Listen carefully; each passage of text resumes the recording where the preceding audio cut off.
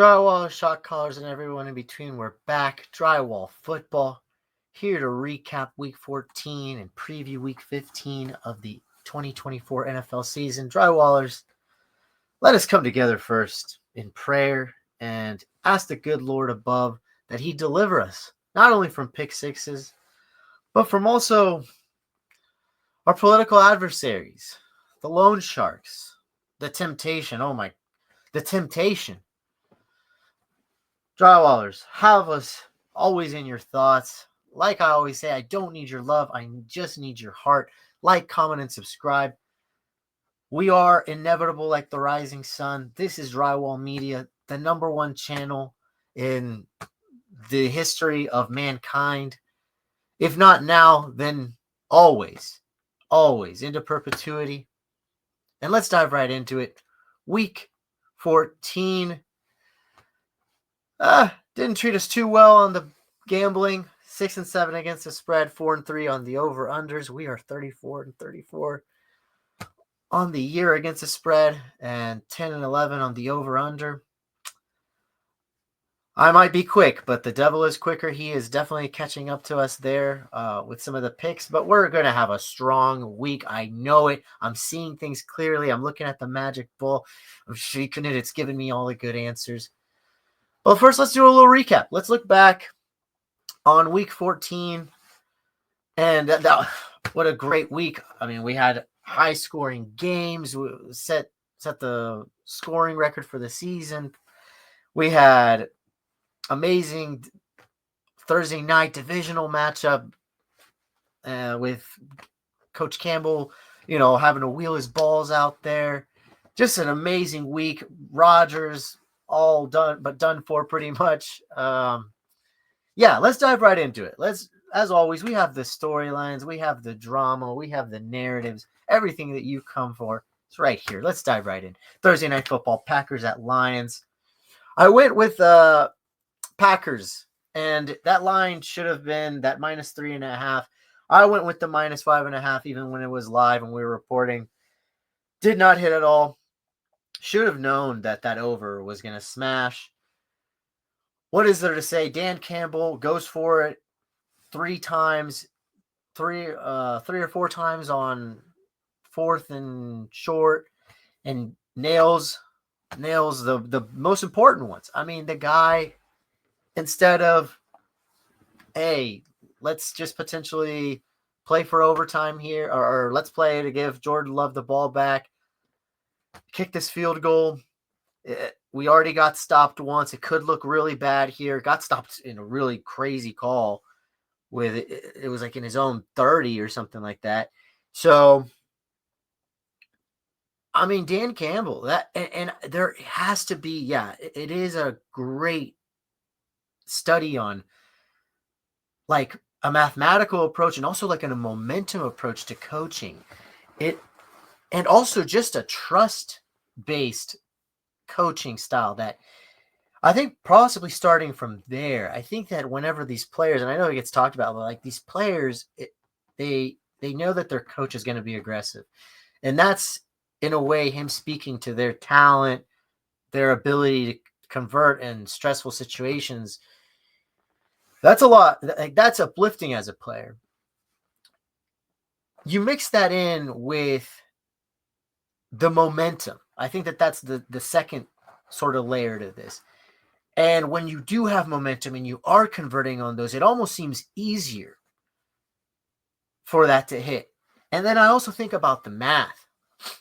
I just believe that whenever they have, so you have those first, because that's like the third layer with which one I'm going to get to. And I'm not even sure it's math that I'm getting at. I think it's more game strategy. So once you have those first two levels, right, it's that those players have that confidence. It's the momentum if it starts going your way, that momentum gets eaten up. It's all on your side. Now that third level, if you're able to set a precedent where, hey, I'm always going to be going for it. I'm always going to be aggressive.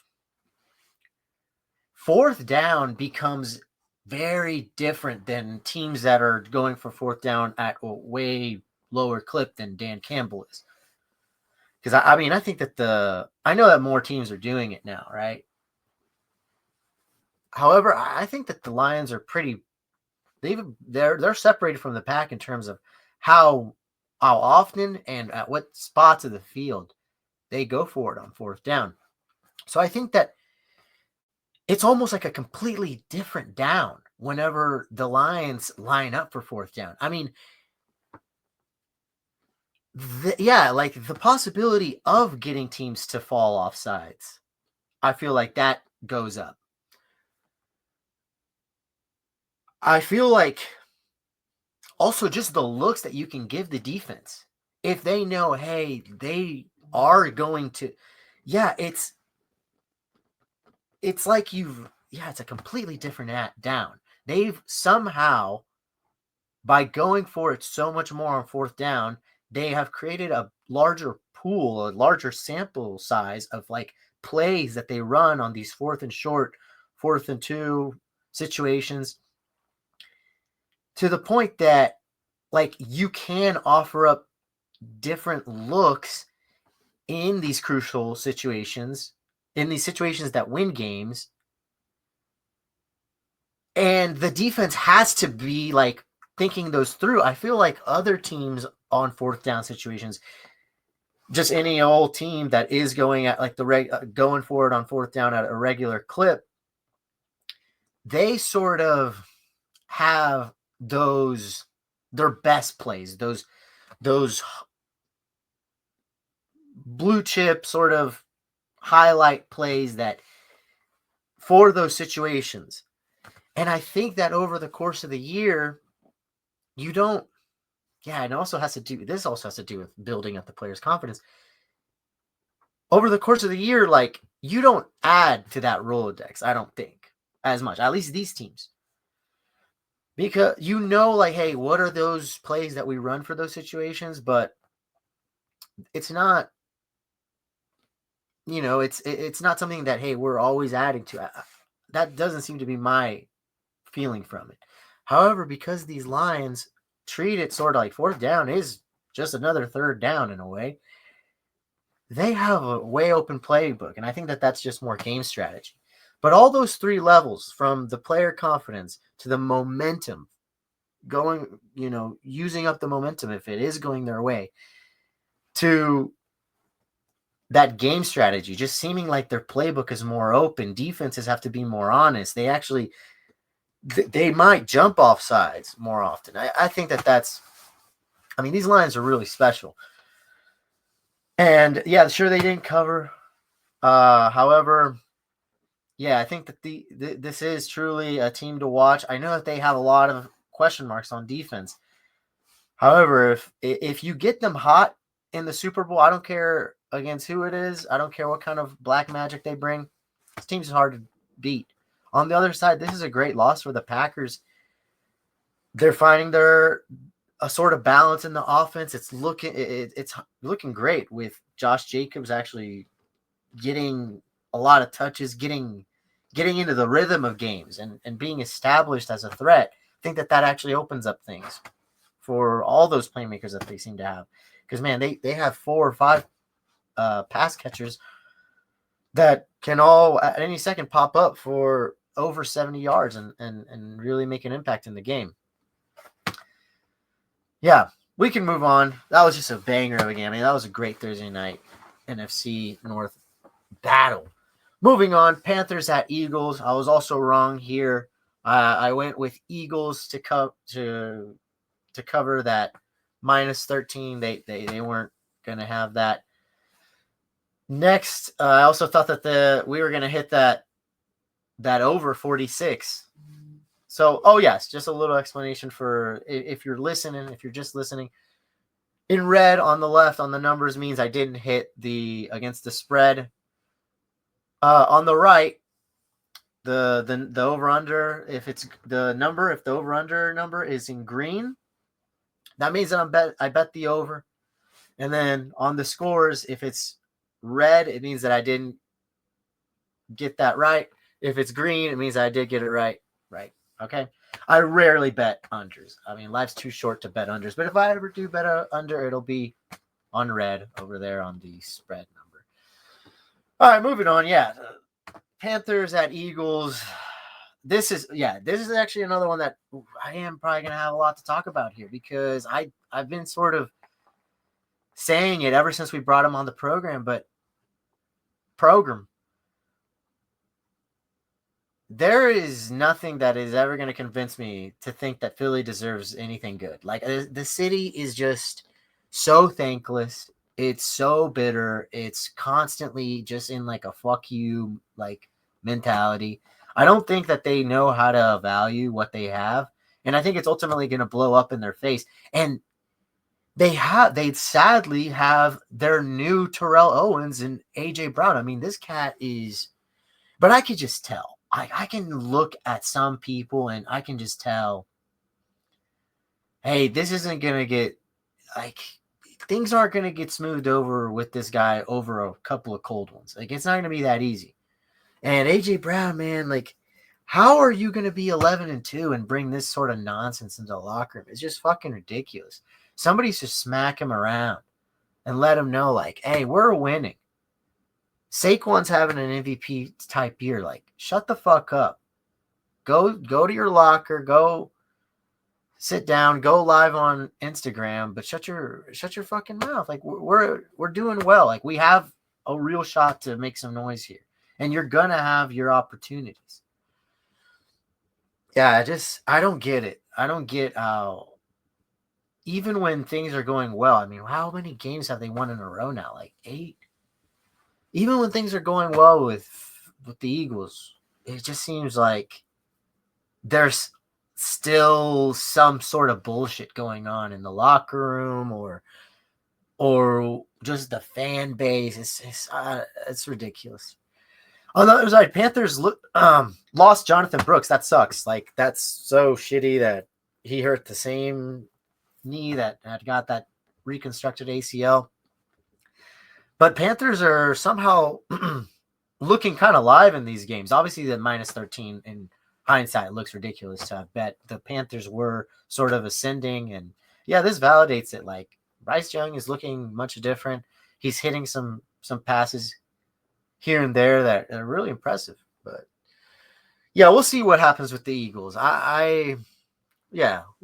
Little teaser. I have a lot of thoughts here for this week 15 because it's a big matchup for them. And yeah, we'll see. We'll see how they respond. Moving on, Raiders at Bucks. The Bucks, I covered here. I nailed the cover here at -6.5. And then I did not hit the over with the 46 points. But yeah, Baker Mayfield, I cannot say enough about this dude. Like, playing out of his head, playing out of his fucking head, and has had guys go missing because of injury, has had a defense that lets him down at times, and the guy still wins. I know these Raiders are on quit mode. I mean, they can't wait for this season to be over with.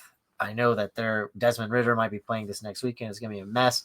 Desmond Ridder revenge game though, so that's gonna be fun. But yeah, I don't really have any notes about these Raiders. It's disappointing. I thought at the beginning of the season that they might have had a frisky defense that made them exciting, fun to watch. That's not what we're seeing here. I don't even think Coach Pierce is around next year.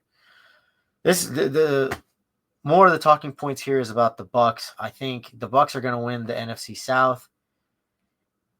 And who knows, with Baker the way that he's playing, like, I'm saying it here, if the Bucks get into the playoffs, I think I'd bet on them getting a win. Like, that's just the type of team that they are, and that's the type of player Baker is. And respect to the running back, that running back room is this makeshift room between these two guys, and they're making it work. They're like off-brand Jahmyr Gibbs and David Montgomery. It's fun. Yeah, moving on. Falcons at Vikings. Nailed the spread here with the -5.5 for the Vikings, and also nailed the 45.5 over.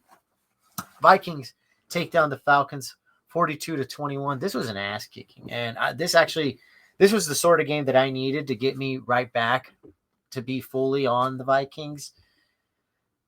And yeah, I mean, what is it to say? When I'm right, I'm right, and I'm like I always say, don't judge me by my wins, judge me by my losses because I have so few. These takes this year have been rock solid, and it's what makes us number one in the business. It's why we get to stand at the top of the mountain.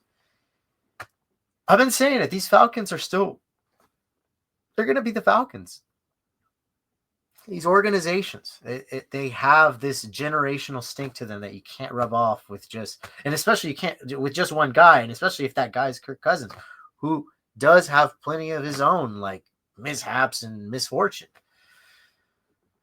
Vikings, on the other hand, man, they showed me everything that I've been wanting to see from these Vikes. I've been especially in the last few weeks with Darnold kind of snapping out of the little bit of a slump that he was going through. Like, yeah, these Vikings, is it crazy to see them in a Super Bowl?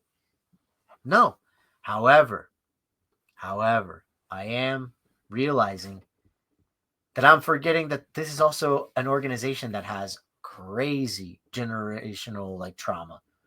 I mean, the Vikings, yeah, that might be one of the most cursed organizations in the NFL. I mean, yeah, there's definitely arguments for that.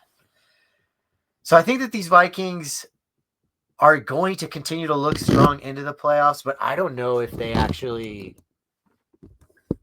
Yeah, I think that it could be interesting where they wind up with, yeah, like they wind up laying an egg in the playoffs.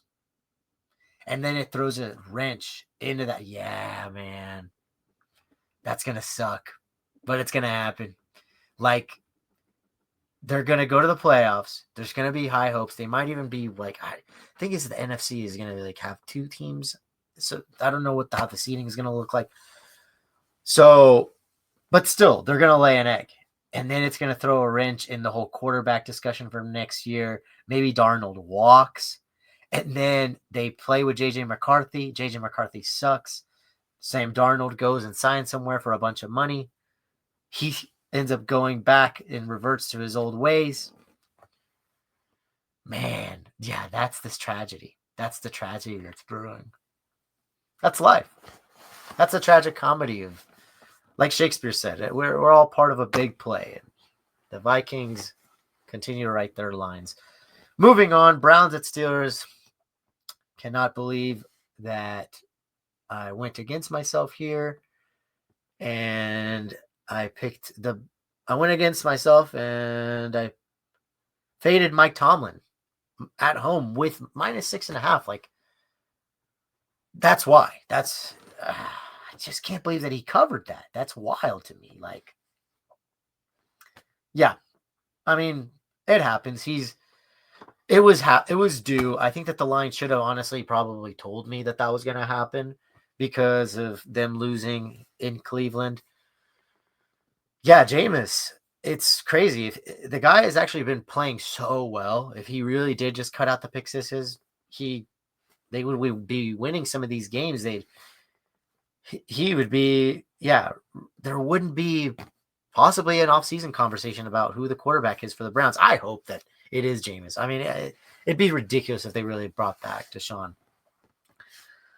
On the other side, Steelers, like, respect. No George Pickens, still made it work.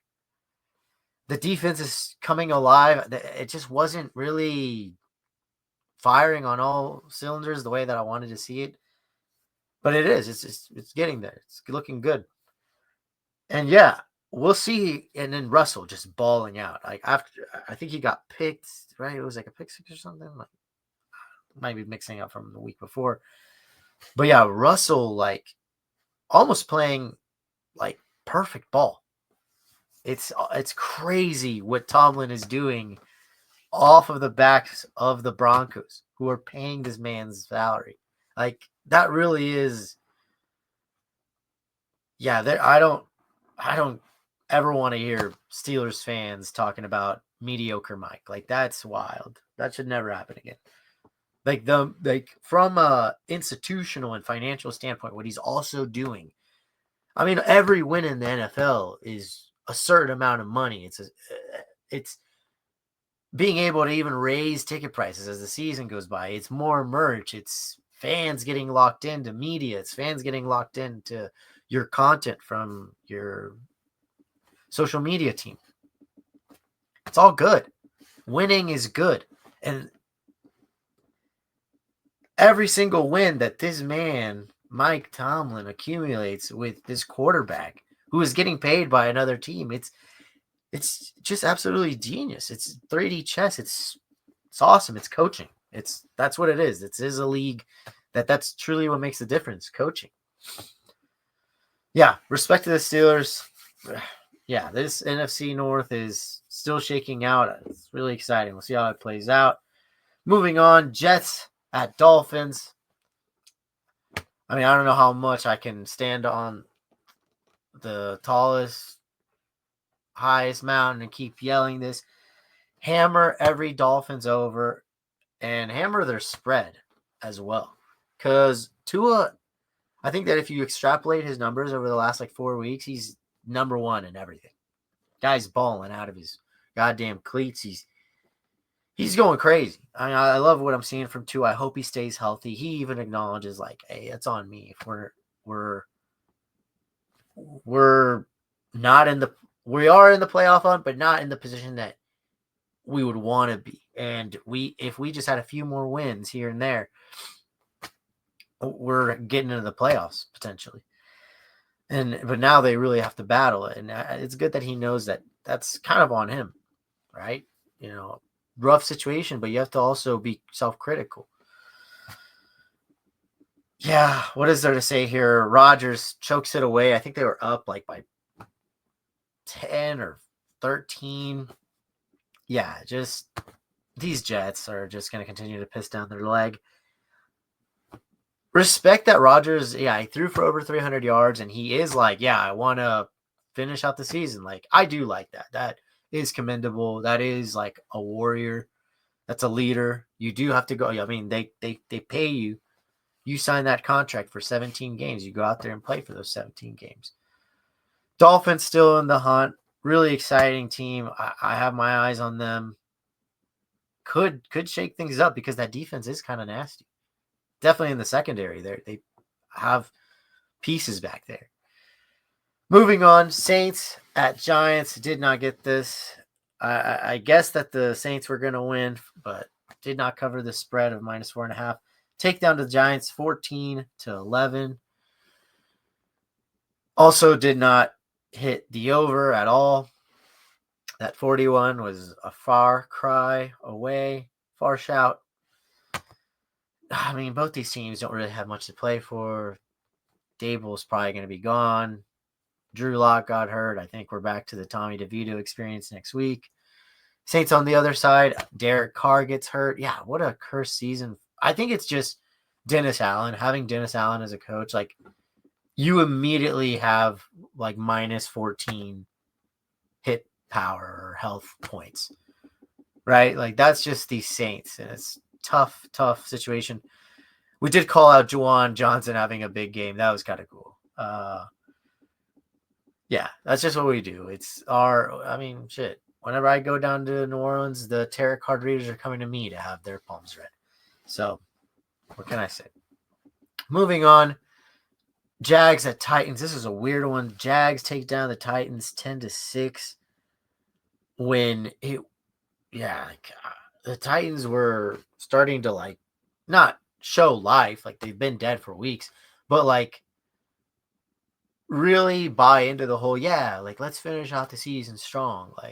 We do maybe have something here with Levis. We do have something here with Calvin Ridley.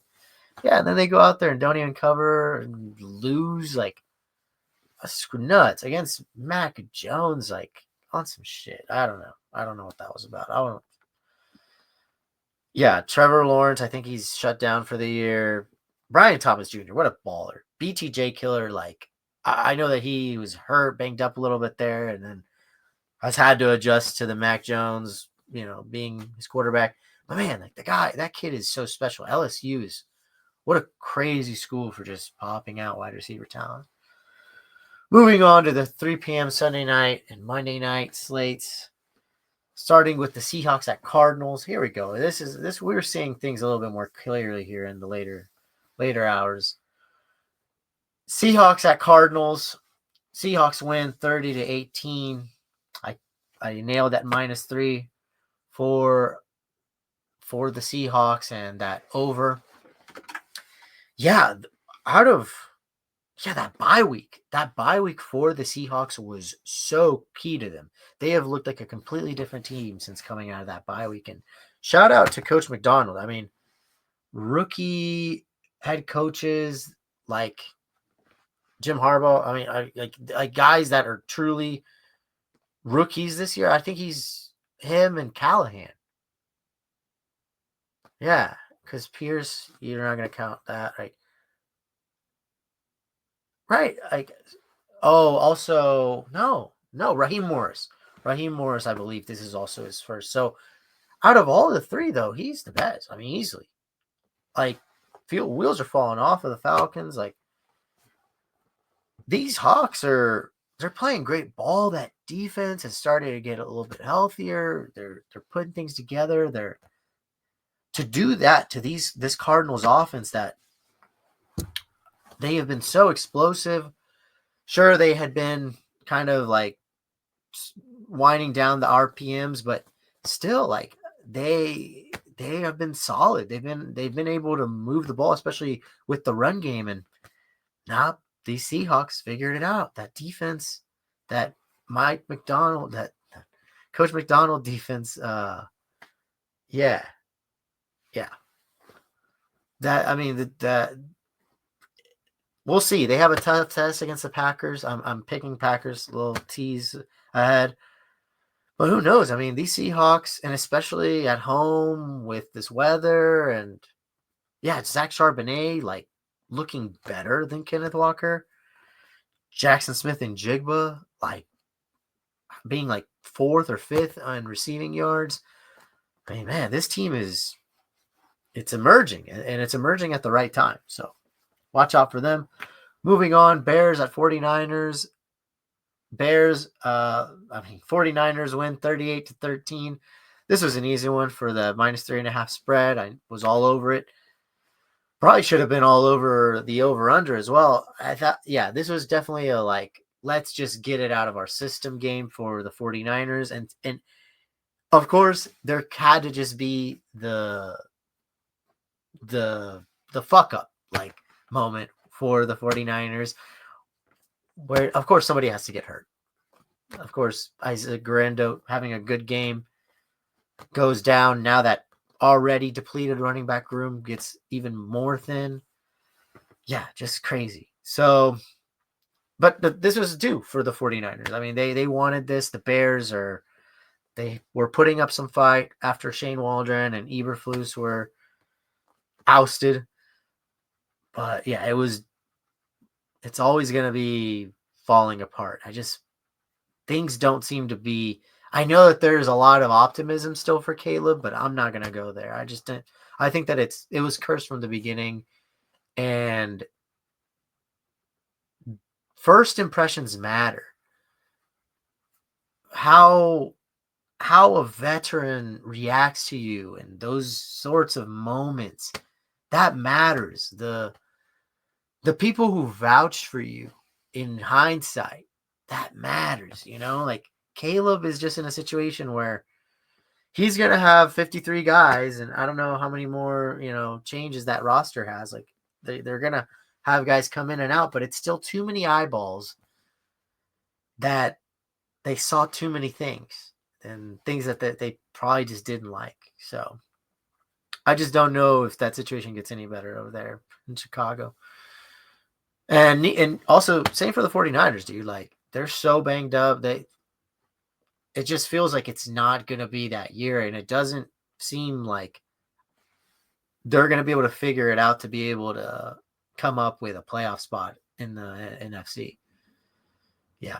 And especially NFC West is wild. Like, I mean, we talked about the Cardinals, we talked about the Seahawks. Like,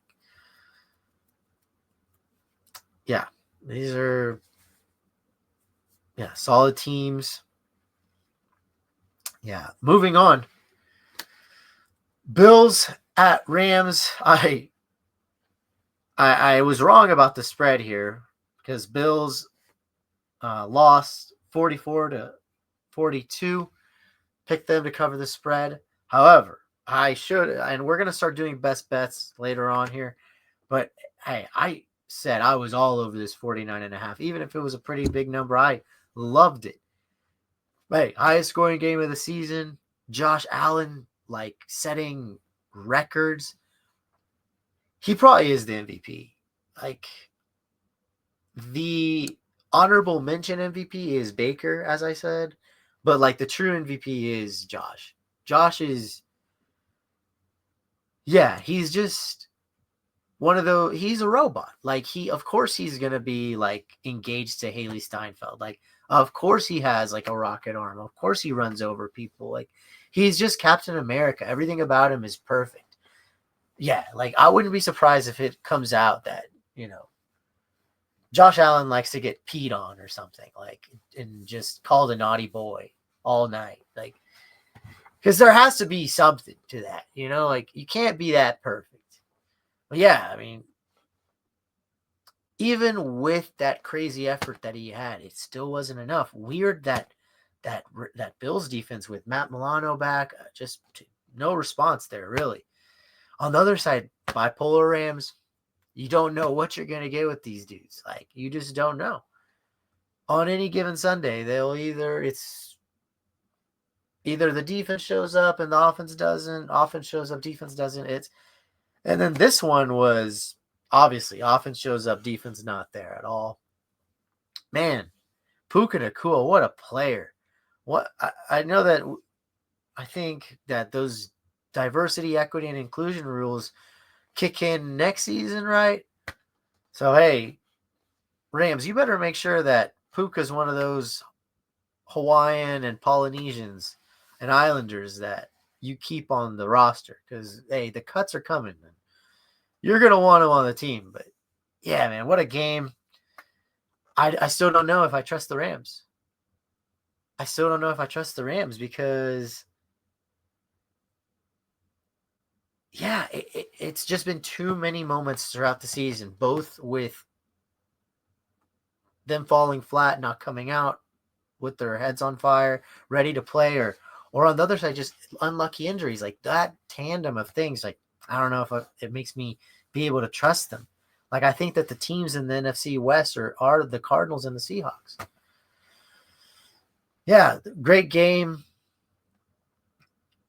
Rams definitely more in position. I know that with this win, it would look like they are going to possibly make a run here, but I'm actually more willing to bet against it. All right, let's round this out. Chargers at Chiefs. I bet on the Chiefs to cover that -4, and they did win, but did not cover. Take down the Bolts 19-17. Hey, Jim Harbaugh's out here quoting ballads dedicated to Pirates from long ago. I mean, it's total heartbreak over there at the Chargers. They were so close, even without Ladd McConkey. I mean, they came out flat. First half was a mess. Flags, not being able to convert some of the times they got into the red zone. And then they roar back in the second half, hold the Chiefs down. Defense is doing great. And, well, man, once again, it's just these Chiefs. They just somehow make it happen. And I've been saying, like, on the stats, it's not popping off. But Pat Mahomes is just, he lulls you into a sense of safety, and then he strikes. Like, that's what he does, and he knows how to just always make sure that he has the game within his grasp, wherever it's comfortable. Like, he's like a parent with, like, a toddler. Like, he lets them play only to a certain point. He lets them get close enough to danger, and then he gets the collar back and yanks them back in. Tough for the Chargers. I do think that they rally. I think Ladd McConkey should be healthy next week. Man, I think that this is a team that makes the playoffs, and this is possibly a win that shows them just exactly how good they are. And yeah, tough loss, but it's a loss that could be a learning moment and a team that kind of needed that in a way. Like, it's hard to say, like, oh wow, the Chargers needed a reality check, but it's never great to just be too high or believe you're the shit for too long, unless you're a drywaller and a shot caller and everything in between. Like, but besides that, we want to stay humble, low to the ground. Moving on, finishing off with Monday Night Football, Bengals at the Cowboys. I did nail it with Bengals covering.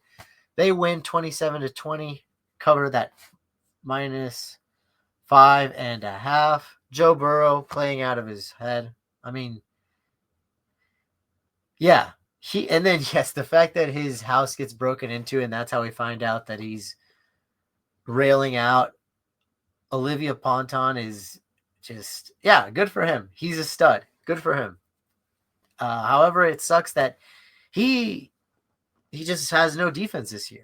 Has had no stops on the defensive side. Lou Anarumo hasn't been able to put it together. Yeah, you got to wonder how many of these games they would be able to win, like, if they just get one or two stops, right? On the other side, Cowboys at Jerry World, they kind of did their thing, fell apart. They definitely fought more than I thought they would, which good for them. Micah Parsons, what a player. It just sucks that the writing is sort of on the wall here for these Cowboys, like with the salary cap and with the sort of struggles that they're going to have to face here in the future.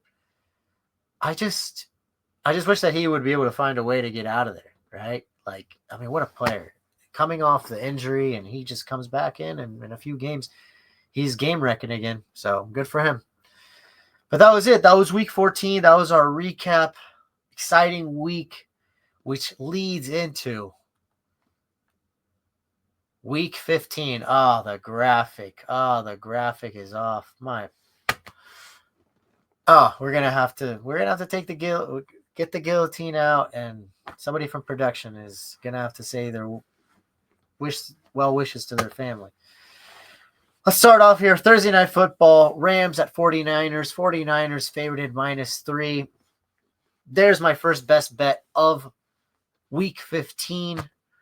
Rams, it's there, bold and italics that you just can't miss it. The eye is drawn to it. It's beautiful. Production, they do a great job, but they also, have their blunders. Let's shout them out there for this. Give them all their praises. Give them all their flowers. Yeah, man, this is my first best bet of the week 14 because these Rams are, they're bipolar. I think it's this 48.5, this Niners -3, which is, it just seems so lacking of conviction. It's telling me everything I need to know.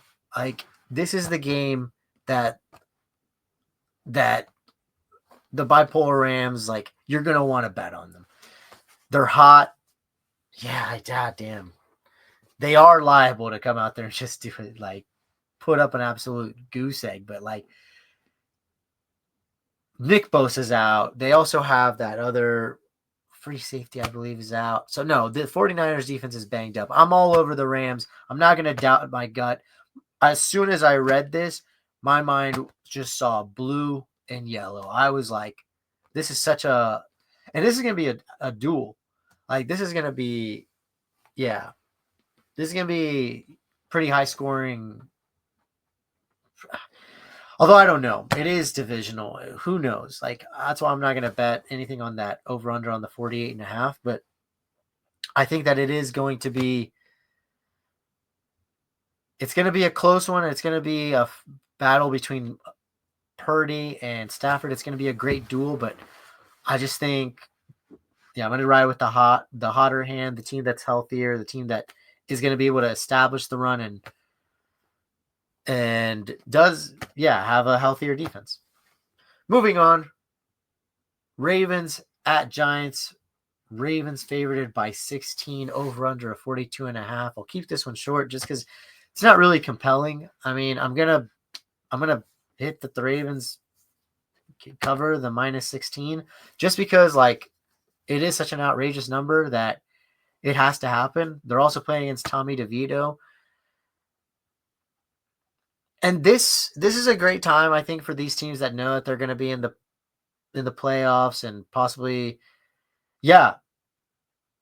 like competing for the first round bye. Like this is the time to unload the clip and make it there be no doubt. And especially in these games against these teams that you're supposed to beat, just get in, get out, rack up the wins, don't blink, make sure that you're keeping your destiny in your own hands. The Ravens are ones that are known to fumble that.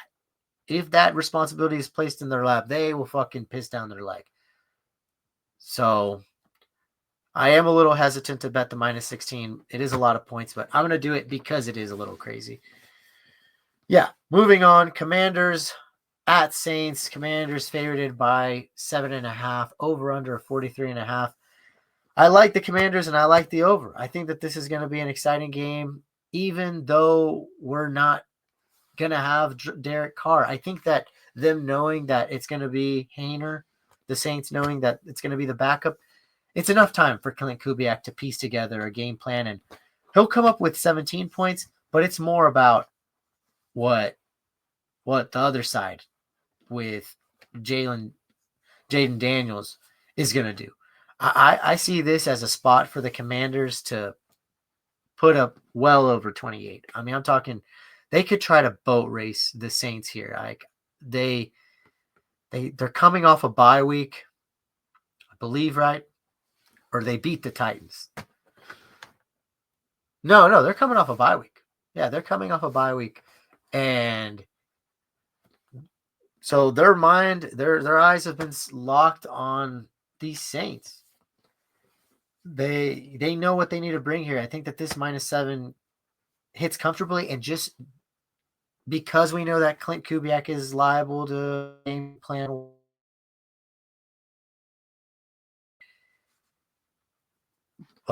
And then on the other side, we know how high scoring this Commanders offense can be whenever Jaden is healthy. That sets up perfectly for that 43.5 to hit.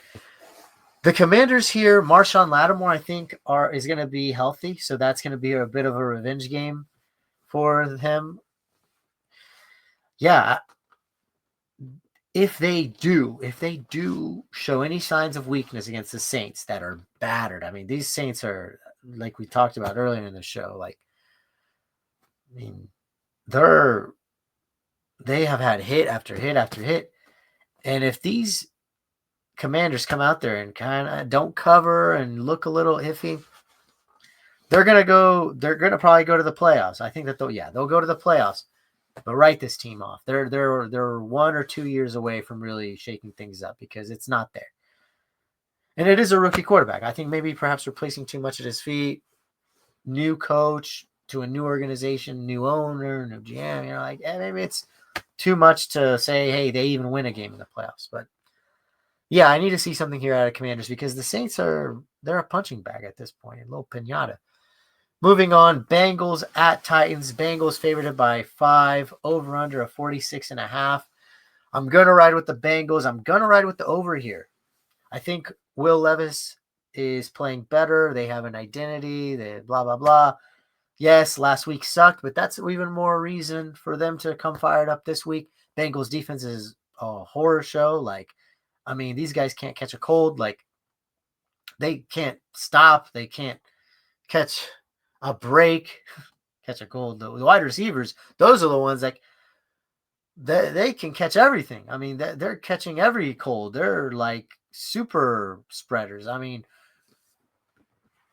Jamar Chase they are like, I think I mentioned it like week 10, week 11, whenever he went off. They're going to regret not paying him this last offseason because the number on the brick keeps going up. yeah, the guy's gonna command a generational money now because this season he's having is insane. He is the other reason as to why they have any wins. I mean, Burrow's obviously throwing the ball, but yeah, Jamar is, you can't take away from the fact that like the guy, he makes plays after receiving the ball that are is pretty electric. Like the guy is just, and yeah, you can use him in any sort of fashion because he's such an explosive athlete. Like these end arounds, these sweeps. Like man, what a player! Yeah, I think that 46.5 hits, and especially because it's going to be at home for the Titans, I think that they'll be able to move the ball. Yeah, it's going to be low key. Yeah, that -5 might be. Nah, that -5 is fine. That -5 is fine. I was gonna say, who knows? Maybe Titans are get up game, get off the couch after that beating last week to a horrible Jaguars team. Yeah, we can move on. Dolphins at Texans. I'm not going to start fading myself now. Other people have the luxury of being humble and not getting to speak their minds. Now, yeah, I have the luxury of getting to just explore all the crevices of the universe, be able to be curious and wanderlust because there we know that there is only highs. There is no lows. And that's why I'm going to keep believing in the Dolphins. And I'm going to keep believing in the Dolphins hitting overs. Dolphins favored by 3, over under a 47. And then like what is there to say? Okay, sure. Maybe I'm getting in over my head with picking the Dolphins here to cover that +3. But that 47 is easy money, right? Like, come on, that seems super low. It's also like it's 3 weeks now that Nico Collins has been healthy. He's gonna be like all systems go. I believe CJ Stroud now has kind of worked through some of these sophomore struggles. Yeah, this 47 seems like just an easy number for me to just slam. Indoors, we don't have to worry about the environment, like the climate. The Dolphins have figured out their own identity, very different from last year, but it is like this dink and dunk offense that, hey, we're just going to make sure that we also control the clock and control the run game. Yeah, it's gonna be a good game. This is probably the best game I believe of the 12 p.m. slate. Yeah, we can move on. Jets at Jaguars. I'm gonna go with Jaguars. It's Duval. Jets. They've had like 4 lines this year that have them as favorites, and they never cover them. I just don't get it. It's Vegas continuing to be like, how dumb can you be, and how much can you live in the nostalgia of Aaron Rodgers? Pretty much. Like, yeah, I am gonna bet the Jaguars here. Mac Jones. I don't care. They do like. They were able to put it together last week. Tank Bigsby, that guy runs hard. Brian BTJ killer, he's a good player. Yeah, I'm with the Jaguars here. Another sort of, yeah, I mean, all football is beautiful. Bad football is beautiful football. Cowboys at Panthers. Panthers favored at -3, over under 43. I'm not there yet to bet a Panthers favorite. Like, I'm just not there yet. You can say that perhaps I'm not digging for value. I'm being biased, looking too much at the history books, or at least this season for the Panthers. Nah, it's just not. I'm not ready. I'm not ready to bet Panthers at any line as a favorite. Cowboys defense has been looking better. It's only been more weeks of them like together on the offense. Rico Dowdle started to look sort of like a player, and I like his skill set. People were making fun of me in some circles, but like water off the back of a duck, because I knew Rico Dowdle's a baller. So I just think that those pieces come together for the Cowboys, and yeah, they win. They win. Come on, no way that the Panthers I know it is sort of like a rally game where it's Jonathan Brooks goes down. You want to go out there and battle for your guy. Like, I know that is kind of a situation to should be monitoring there, but nah, Cowboys got it. Cowboys are going to be able to cover that. Moving on, 3 p.m. Sunday night and Monday football slates. Colts at Broncos. You go with who brought you to the dance. The Broncos have gotten me this far. I love my boy Uncle Sean, friend of the program. Bo Nix has been my guy, my rookie. Colts at Broncos. Broncos -4, over under a 44. Yeah, I'm riding with the Broncos. That defense, I think it's Tony Rich as well. It's at home. It's going to be Denver weather against a team that plays indoors. Yeah, I think that this is a great spot for the Broncos and also a great spot for the over. I don't know. I mean, I'm not jumping at that 44 because Tony Rich is liable to go out there and do Tony Rich shit. But as long as Steichen can reel him in and go, oh boy, don't knock me off the trail now. I think that these Colts are liable to put up some points, right? And on the other side, the Broncos offense has only gotten better as the season has gone on. Vele, Cortland Sutton, the running back room, even it's a makeshift running back room, but it can put it together some weeks. Like, yeah, and they're only going to get better. And this is a Colts defense that I don't think they can stop a nosebleed. Yeah, moving on. Bills at Lions. This is the America's game of the week, I'm pretty sure. 3 p.m. headliner. Lions -2.5 favorites, over under 54.5. I don't know, dude. I don't know where to start on this one because this 54.5, like, that's really hard to. Yeah, especially like last week, like seeing some of these higher lines. It's like maybe Vegas is going to overcorrect and you should bet the under here. But it's tough to say. I'm just going to stay away from it. I am going to continue to ride with Dan Campbell. I think that I have seen moments in the season where Sean McDermott has not been able to answer the call in the most pivotal moments of the game in terms of play calling. And that's going to be the difference here. That the Lions they're going to be able to find those situations, and due to their aggressive nature, and because they accumulate those situations on their like we talked about, the momentum, the open play calling, the open scheme on fourth downs, like they're going to be able to find enough of those to secure this -2.5. It's going to be a great game. Josh Allen is going to probably have a heyday. I think that this is probably, it's hard to say this over under, but yeah, it probably is that 54.5. You should, whenever it's so crazy, you should just hammer it, because I am in love with these Lions, but I am not putting on the pink goggles and just, putting my thumb over their warts and acting like their farts don't piss me off or that their jokes aren't funny. Like, no, I know that they have their issues. I know that these Lions have their issues, right? Like, that defense they just cannot get pressure to the quarterback. And they're overcompensating for it, sending these heavy, having this heavy blitz-centered game calling on the defensive side. And I don't know. That's tough. Like, I just don't know if that actually translates into the playoffs.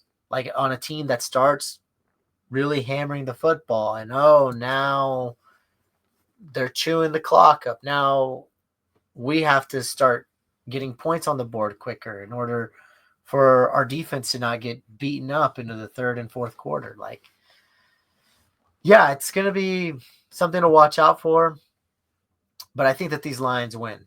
I like that -2.5. Moving on, Steelers at Eagles. Eagles favored -5.5, over under 42.5.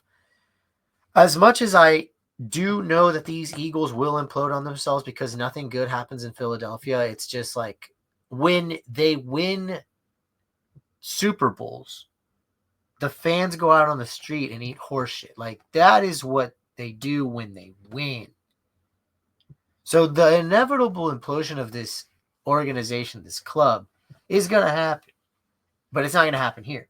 This is actually going to be a win that we'll see. If they win, so they're -5.5. This is how Philly fans are. If they go out there and win by a field goal, not going to be good enough. Not going to be good enough. Jalen's not the guy. Maybe AJ has a point. That's how it is over there with those guys. And I do think that they cover. I do think that that over hits, even though the Steelers are missing George Pickens. But as we've seen, Russie can make it happen even without him. However, do not be fooled by these Eagles if they do get into the playoffs. I know that my Super Bowl pick was Eagles-Lions at the beginning of the year, or Eagles-Ravens. And at times it's looked good, at times it's looked not so good. And I also, I went ahead and handicapped myself by saying that the NFC Championship would be Lions and Green Bay. So, which I don't even know if it's possible, but whatever. So, these Eagles, though, I am getting to that point. Like, at the beginning of the season, I thought, hey, like, that would be the way that the team was constructed with, I thought that Cooper DeJean would be solid. I thought that, hey, this is a team that can get to a Super Bowl, but with the start of the season being so bumpy, and then the good times not, they haven't been able to even enjoy the good times, and it just screams like tragedy in the playoffs. On the other side, Steelers down George Pickens. I think that they make the playoffs, but they are in a push here potentially for a first round bye. And this is an untimely injury. And I think that it is going to cost them this game. I don't think that they're going to have enough firepower, and these corners, and like I said, Cooper DeJean, Quinn Mitchell, man, these guys shut people down. They shut these people down, and I don't think that they have the players on the outside to go up and grab some balls. Yeah, moving on. Patriots at Cardinals. Cardinals -6, over under a 46. I think that the Patriots are on. I think that now they can say, okay, Drake May's good, but let's mail it in. Let's mail it in. It's about that time. And I think that the Cardinals, this is their get right game. That -6 lands. They figure out the offense. They figure out. It feels like every 2 to 3 weeks, there is like a reset on like, hey, how do we get the ball to Marvin Harrison Jr.? Like, it's they stray from the light of God, and then they have to get back to it. Yeah, I like the Cardinals. I think that they know that these are must-win games in order to get that playoff spot, and they're not going to fuck around.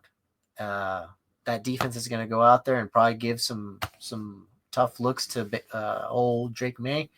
And I like the Cardinals here. Moving on, Buccaneers at Chargers. Chargers -2.5. Over under a 45.5.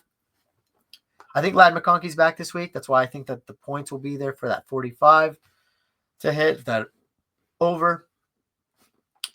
That -2.5. I think this is a get right game for the Chargers.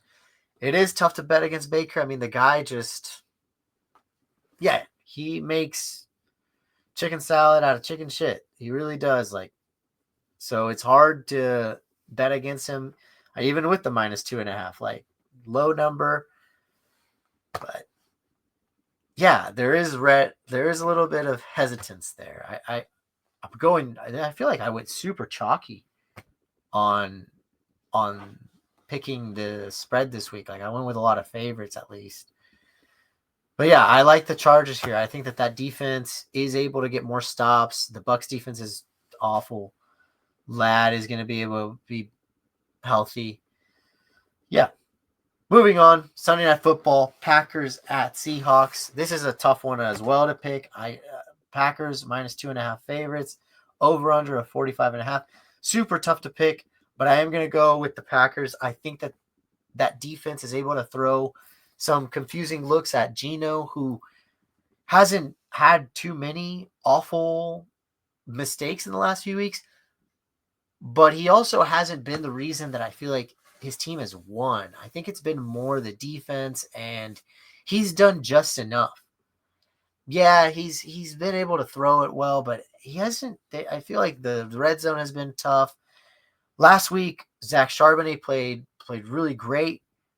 However, I don't know if that continues into this week. I mean, he is a backup. I don't know if he has the explosiveness of Kenneth Walker. Yeah, I'm going to go with the Packers on Sunday Night Football. And then I also think that there's going to be points. I think that 45.5 is a little low. Jackson Smith and Jigba on the thumbnail. Metcalf getting healthier, I believe, although he was on like an injury report, but I think he's going to be fine. Yeah, it's going to be a good one. So I think that there will be points, and I think it's primetime sometimes naturally. I think for the most part, primetime draws points. All right, let's finish it off here. Falcons at Raiders, Monday Night Football. Falcons favorited -4, over under of 44. And this is my last best bet of the Week 15 card. Yeah, I like the Falcons -4. They've been on the skid, but this is a perfect get-right game, right? Oh, yeah, and then we'll finish up with the bet. This is a perfect get-right game, though, for the Falcons. The Raiders have nothing to play for. They are so demoralized. Nothing's gone right for them this season. Kirk knows this is prime time. Do not want to definitely start that narrative again of like, hey, Kirk can't play in prime time. And I know that the Falcons probably, especially depending on how that Buccaneer game goes, they're probably thinking like, we can still get into this NFC South race. Like, we still can get into it. And hey, the playoffs are right there. Like, just we need to control our own destiny, right? So I think that motivates them enough to beat up on a Raiders team that has nothing to fight for. And then, yes, now finishing off, Bears at Vikings. Nah, I'm not going to say I'm hesitant here. -6.5 for the Vikings. Over under 43.5. I'm going with the over. I just think that the Vikings, they are going to sail on a high note into the playoffs. And then that's what's going to be so surprising about when they do crash and burn there. But it's going to be typical Vikings. It's going to be like, wow, like we look great. Maybe even do win a game or two. And maybe even do win a game in the playoffs. And then it falls apart bad. But yeah, there you have it. Week 14 recap, Week 15 preview, drywallers, shot callers, and everyone in between. As always, thank you for joining us. We hope you enjoyed it as much as we enjoyed putting it out there. We love to show it. Show us that we have your heart. Like, comment, and subscribe. And like always, don't you ever forget, the big train never stops.